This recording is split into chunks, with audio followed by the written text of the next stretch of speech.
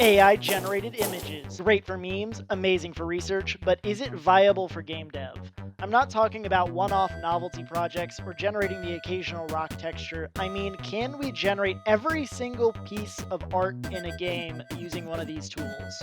That is the question my friend Jared and I want to get to the bottom of, because frankly, our art is questionable at best. Instead of inventing a new project or completely recreating an existing game, we decided just to remake one iconic level.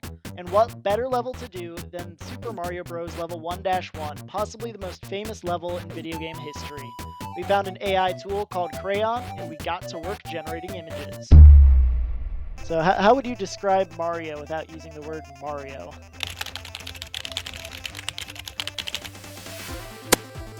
Oh! Oh my lord.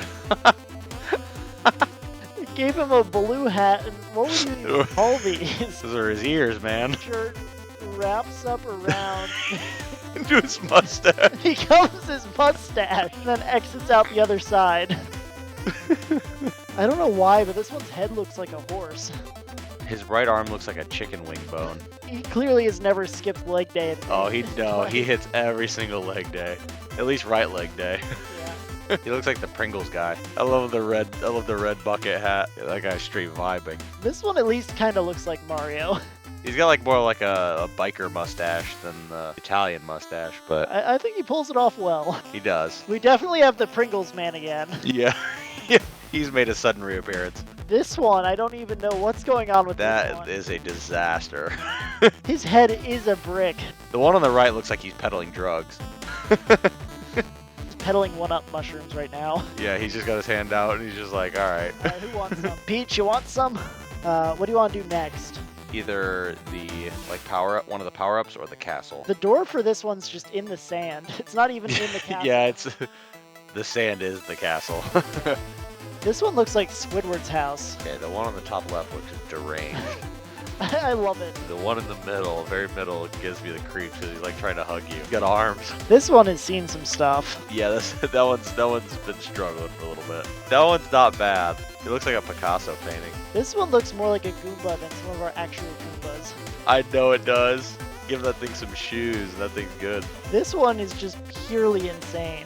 I like how it has like buck teeth. Yeah, he's buck teeth, one black eye. Oh no. Okay. I'm curious what it's gonna show up with. What? Looks like I'm dying by a boy band. Yeah, it looks like Nickelback, kinda. Death by Nickelback. What a way Death to by go. Nickelback. Oh no. Why is the city like burning in the background behind her? I don't know, but very excited. Yeah, this is your first date right here. Yeah, this is what started it all. We went on a date, lit the city on fire by accident. Both just had the biggest smiles ever. They definitely didn't just commit arson. Yeah, no, definitely not. Also, like her tongue is sticking out. Oh yeah, she's like Kill about ready to us. take like an Instagram photo. Yeah. Just burn down the city. LOL. Yeah. Hashtag date night. Yeah. Subscribe for more arson. Yes. Subscribe for more arson. What a tagline. Oh gosh, I'm getting lightheaded. I have something crazy, like 8 hours of footage of attempting to generate art and getting some absolutely horrific abominations along the way. I'll be posting some funny moment videos of that in the coming week, so subscribe to be notified of when those come out. After we had the art, we had to modify it to make it usable. Many of the images had backgrounds we had to edit out. I also had to manually do all of the animation, which took a good amount of time. Some of the characters looked fantastic, but we didn't have them fully in frame, so we had to merge them with other art to create what we needed. With the art ready, I fired up Default and got to work. Thankfully, I have a demo project that contains some simple platformer code and a fixed camera like the original game. My goal was to recreate as much of the original feel of the game as I could. I quickly made a sample stage. My next goal was to get the main man himself into the game. I got all of his animations added. Once I got that in, I implemented a grow mushroom and a fire flower. I had some trouble getting the fire to bounce correctly. I added in some raycasts to check when it hits the ground, and that solved the issue. I then added the other types of coins with the floating coin and the multi-coin block.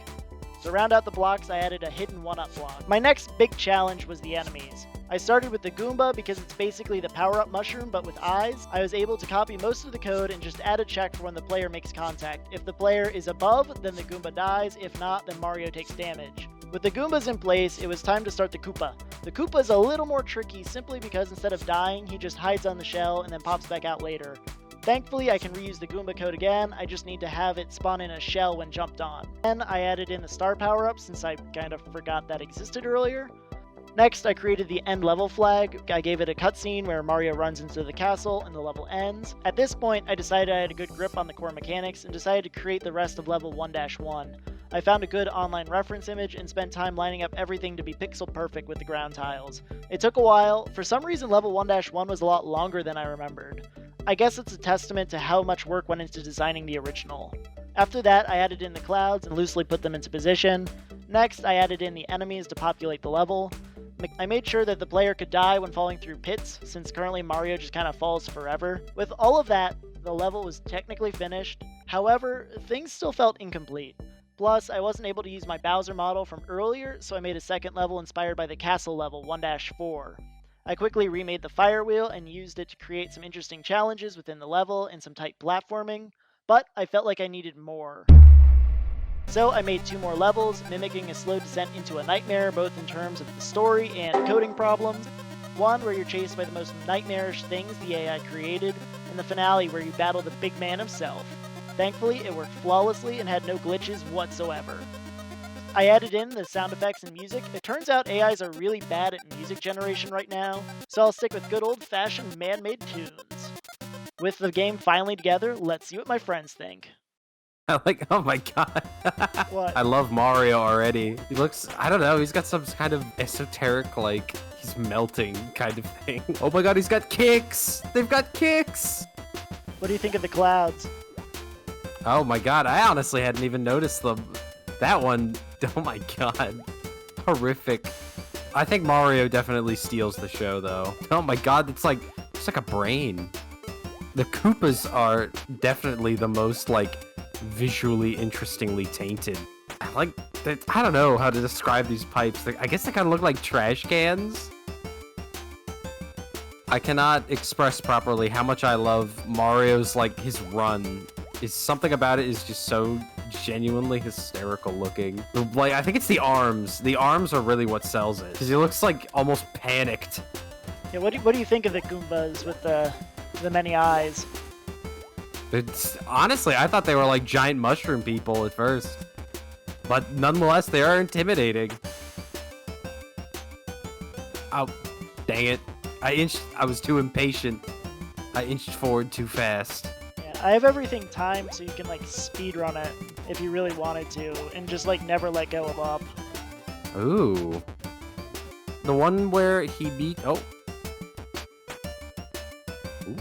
There was the, one more... I think no comment on that. Yeah, I was just like, ooh! It flew away. A ghost. He's got a knife. Oh my god. Oh. God, the sound effect of hitting him with the shell is so, like... It's like the sound of a brick hitting a wall. It's exactly what it is. That's perfect. In conclusion, the art we got was of varying quality, styles, and usefulness. I spent a good chunk of time just getting it into a usable state. It's not like we push a button and get amazing ready-to-use game art. I think I was pretty naive for thinking that way to begin with. There are additional steps needed to touch up the art and make it usable. Some artistic vision is still required here. While definitely a novelty and technically impressive, it's not a substitute for real artists.